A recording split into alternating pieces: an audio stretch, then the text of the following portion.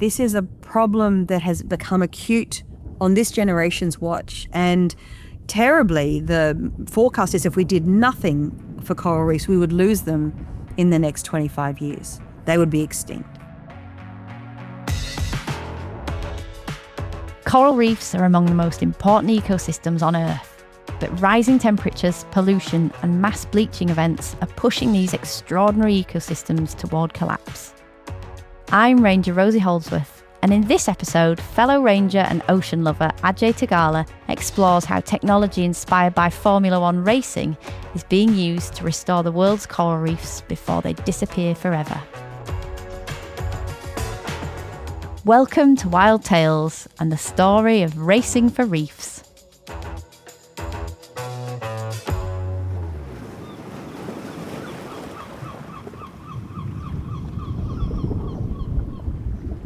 Often called the rainforests of the sea, coral reefs are among the most diverse and valuable ecosystems on the planet. They provide shelter for thousands of marine species, protect coastlines from storms and erosion, and support the livelihoods of millions of people around the world. Healthy reefs are essential to the balance of ocean life, and the health of our oceans is deeply connected to the health of our planet.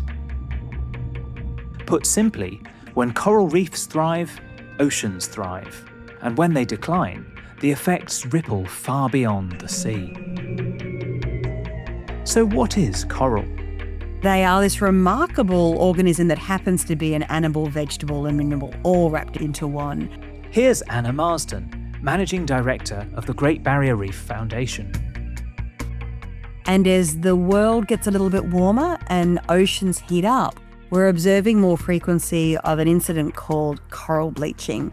It's essentially where the coral structure, which is wrapped in an algae, the algae over photosynthesizes, so it creates too much energy and food, and so the coral host spits out the algae.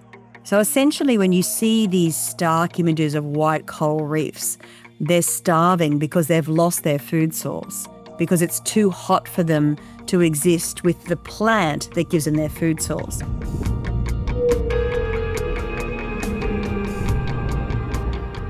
The Great Barrier Reef Foundation was founded 26 years ago after the first coral bleaching event on the Great Barrier Reef. So a coral bleaching event is a terrible thing to witness, but it's not dead coral, it's deeply heat-stressed coral. But if the heating event goes on for too long, or if it's too extreme, the corals just starve to death.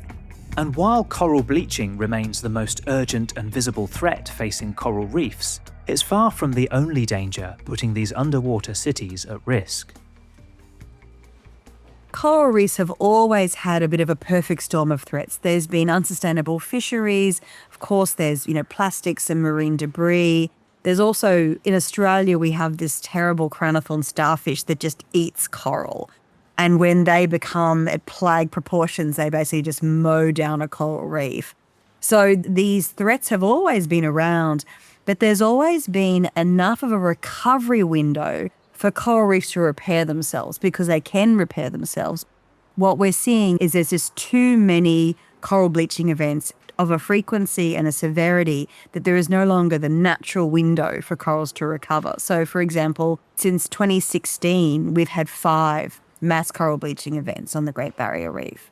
And in a normal environment, a coral reef, given 5 years after a coral bleaching event or a big cyclone where the corals get all beaten up, it will look as pristine as you've ever seen it. So if you can get a recovery window of about 5 years, fantastic. We're getting 1 or 2. A significant amount of the world's coral reefs have already been lost, including over half of the Great Barrier Reef, the world's largest coral reef system. It's 2,300 kilometres long, so it's the size of about 50 million football fields. So an ecosystem that large to lose half of its biodiversity, if half the housing in London was to just be removed, you think about the displaced communities, all of that disruption. That's what's going on in the oceans right now. This is a problem that has become acute on this generation's watch, and terribly, the forecast is if we did nothing for coral reefs, we would lose them in the next 25 years. They would be extinct. well, or very close to. So we have to solve this. And in September 2023, an unexpected partner joined the race to save coral reefs.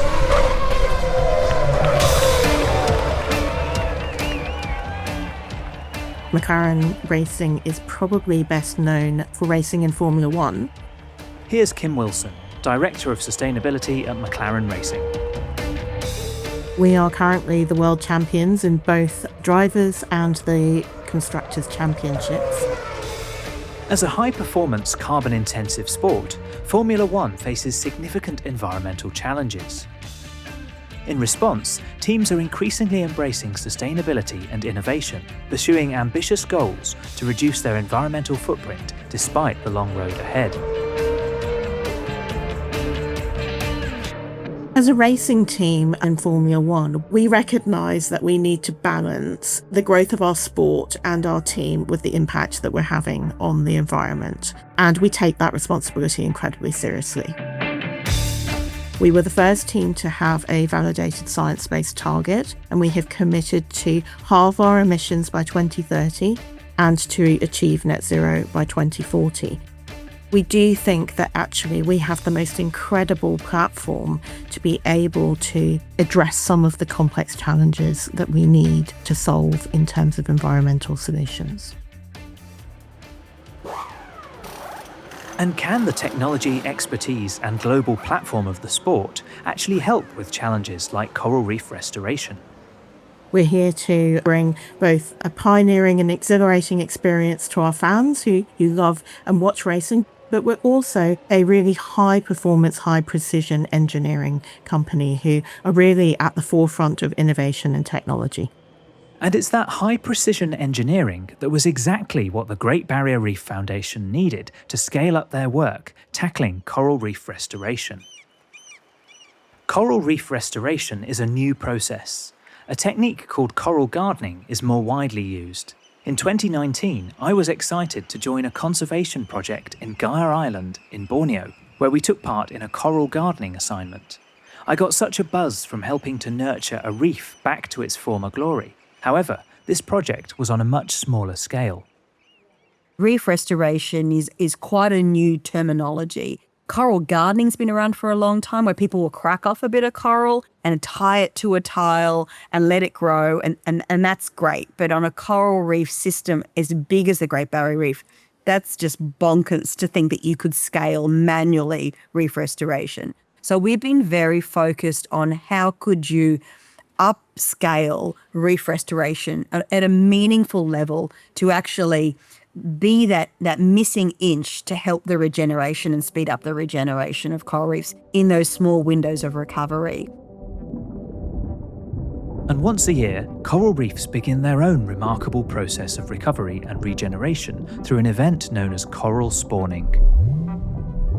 Sir David Attenborough describes it as one of the most wondrous events in the world, where essentially all the corals produce these reproductive bundles which turn into coral babies about 1 or 2 nights a year. And as long as all that coral spawn and those coral babies get to where they need to go, those coral babies will settle and then grow into big corals that can be functioning and go on, and the circle of life continues. And it is like an upside down snowstorm, but it's the most amazing thing to be in the ocean and witness. And as coral spawning happens on just 1 or 2 nights each year, if that narrow window is missed, scientists have to wait another full year for the next opportunity. That's a very tight performance window, and if you compare that to what we do in racing, that's a very similar challenge that we have to face, and we're used to solving those problems. And the key to that is preparation and planning, and have a strategy to be able to perform in that tight window where you have the once a year opportunity.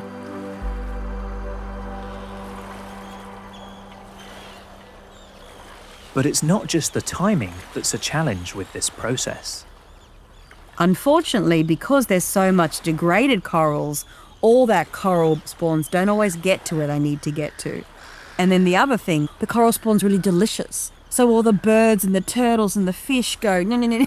So in this moment where it's like everything matters, you've got all these amazing animals having a wonderful time. So it's precious. This is the only chance we have to naturally rebuild the reef, because we don't want to get into designer reefs. We want to just provide that extra inch for Mother Nature.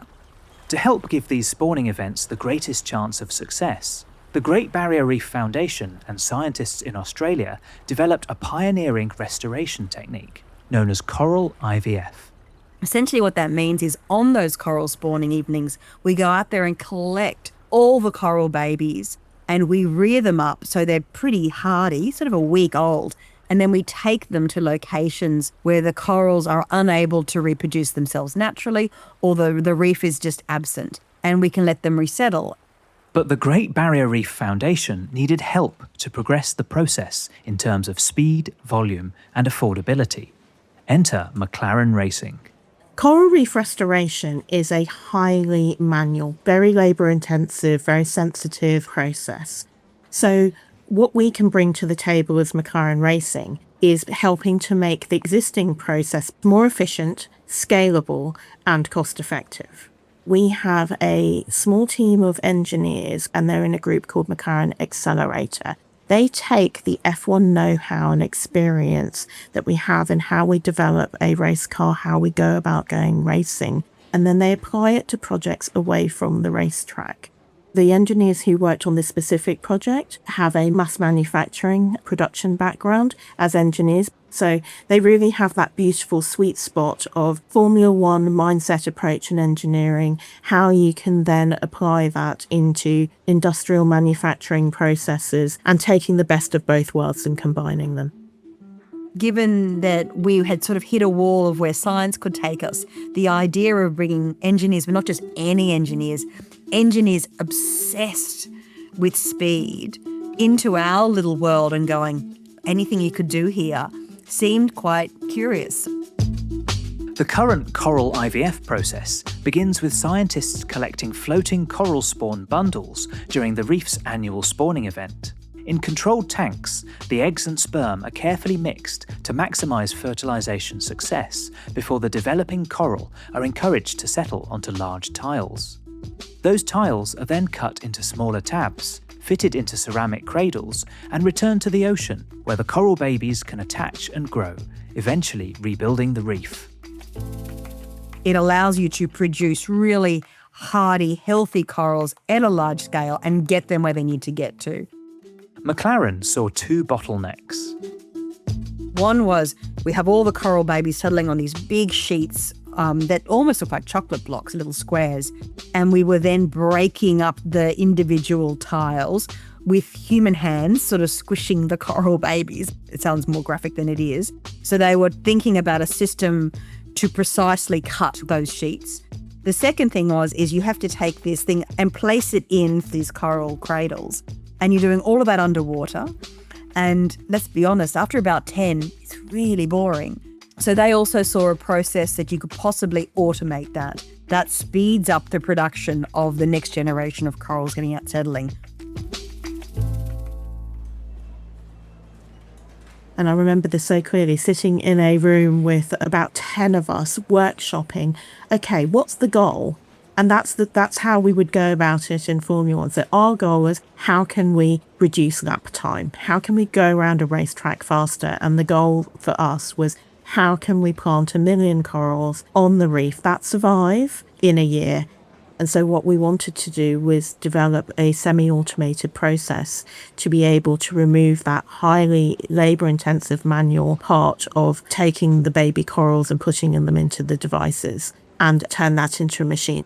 We didn't want it to be expensive, highly energy intensive. It had to be something that could be operated by 1 or 2 people to get the output that we needed.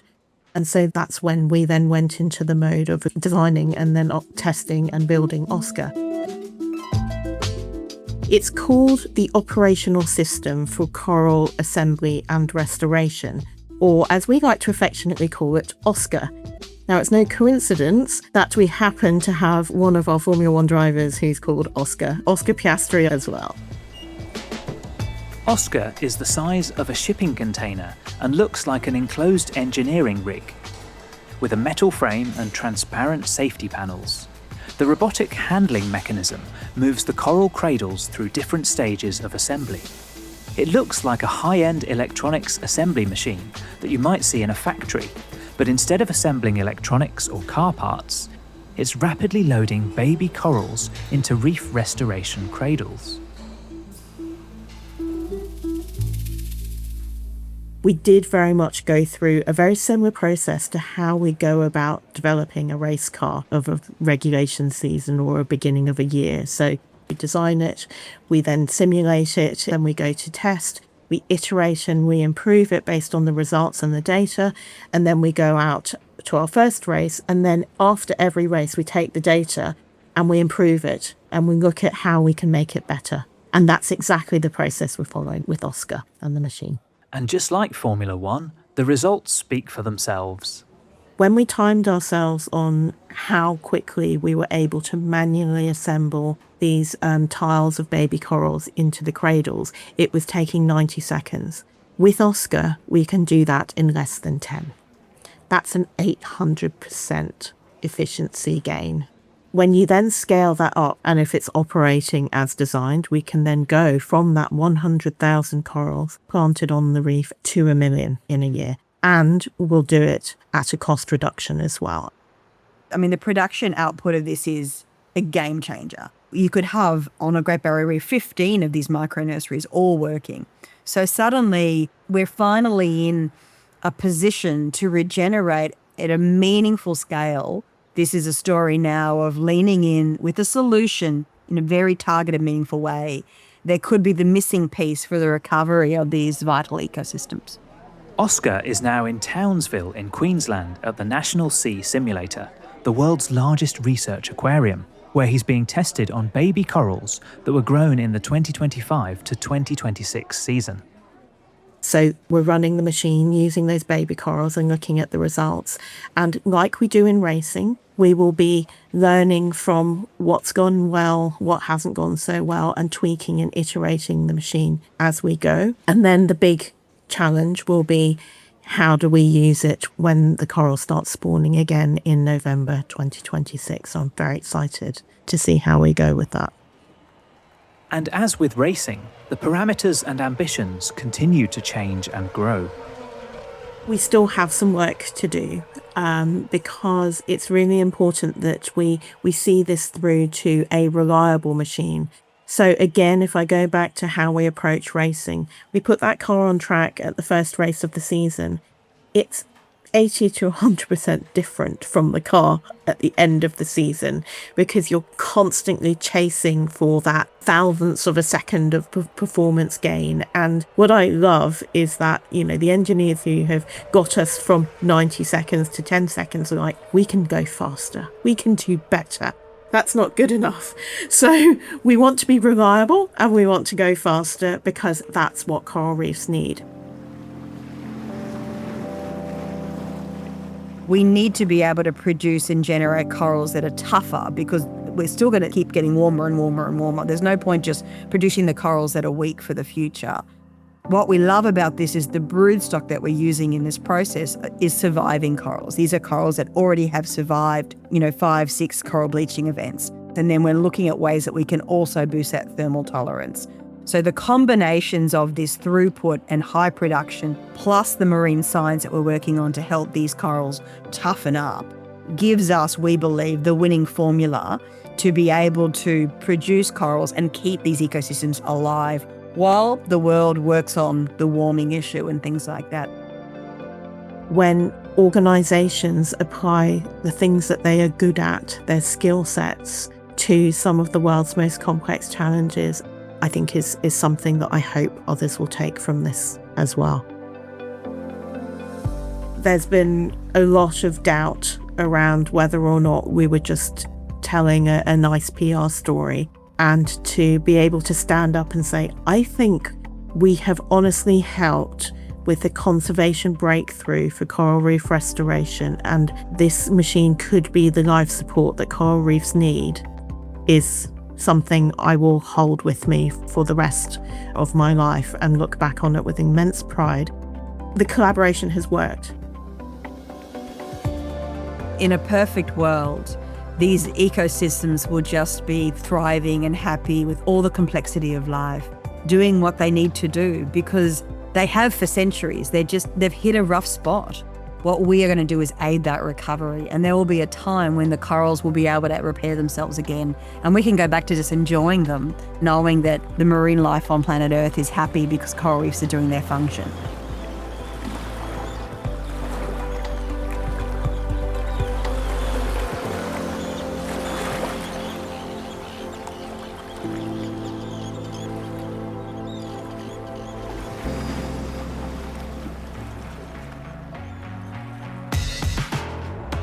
Thank you for listening to this episode of Wild Tales. If you want to find out more about the Great Barrier Reef Foundation or McLaren Racing's sustainability work, there are links in the episode show notes. Until next time, goodbye